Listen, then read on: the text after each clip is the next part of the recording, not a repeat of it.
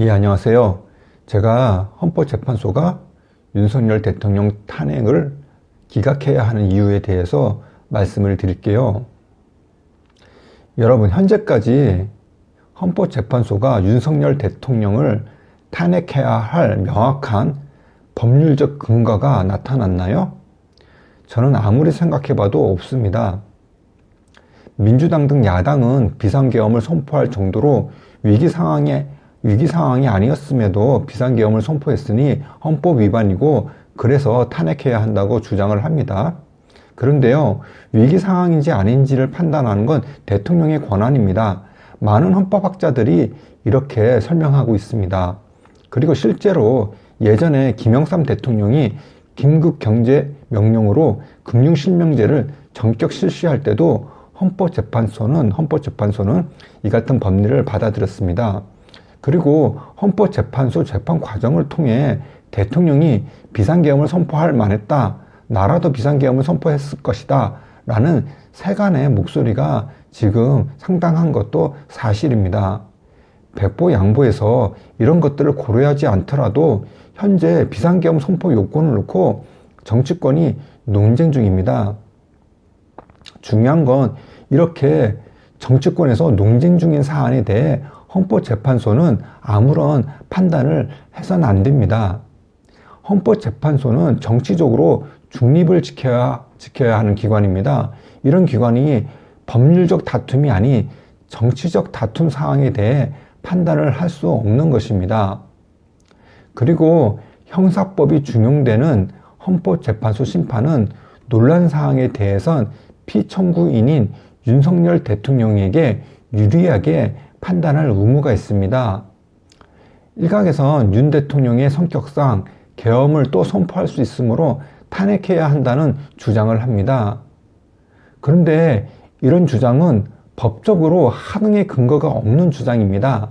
달리 말해서 100% 정치적 주장에 불과한 것입니다.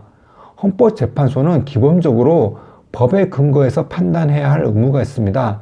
이런 의무를 저버리고 일각의 정치적 주장을 판결에 반영시킨다면 그야말로 헌법 위반입니다. 야당에선 윤석열 대통령이 내란 수괴라면서 탄핵돼야 한다고 주장합니다. 하지만 지금까지 윤 대통령이 내란을 일으켰다는 확실한 근거가 전혀 나오지 않고 있습니다. 반면 애당초 대통령은 내란죄의 주체가 될 수 없다, 그러니까 구성요건에 해당되지 않는다라는 허영 경희대 석좌 교수 등 많은 법학자들의 주장이 제기된 바 있습니다. 게다가 이번 계엄은 몇 시간 만에 국회의 요구로 해제됐습니다. 그러니까 국회 기능에 아무런 제한도 없었던 것입니다. 일각에서는 윤 대통령이 내란을 음모했다고 주장합니다. 그런데요, 내란 음모의 경우도 대통령이 주체가 될 수 없다는 설명입니다. 나아가 내란 음모와 관련해 대통령의 고의가 있었다는 것도 전혀 밝혀지지 않았습니다. 일각에선 선관위에 군을 보낸 것이 헌법 위반이라고 주장합니다. 그런데 이번에 선관위의 기능이 제한되었나요? 많은 사람들이 부정선거를 의심하는 상황에서 서버를 한번 살펴보고자 한 게 선관위의 기능을 제한한 건가요? 말이 안 됩니다. 전체적으로 지금 윤 대통령의 비상계엄 선포의 유연성을 입증할 법적인 근거는 전혀 나오지 않고 있습니다.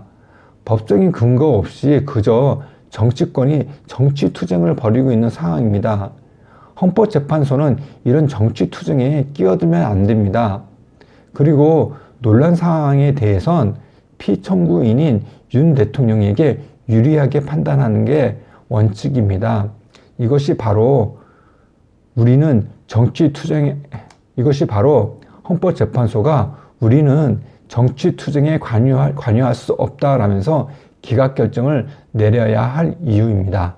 예, 감사합니다.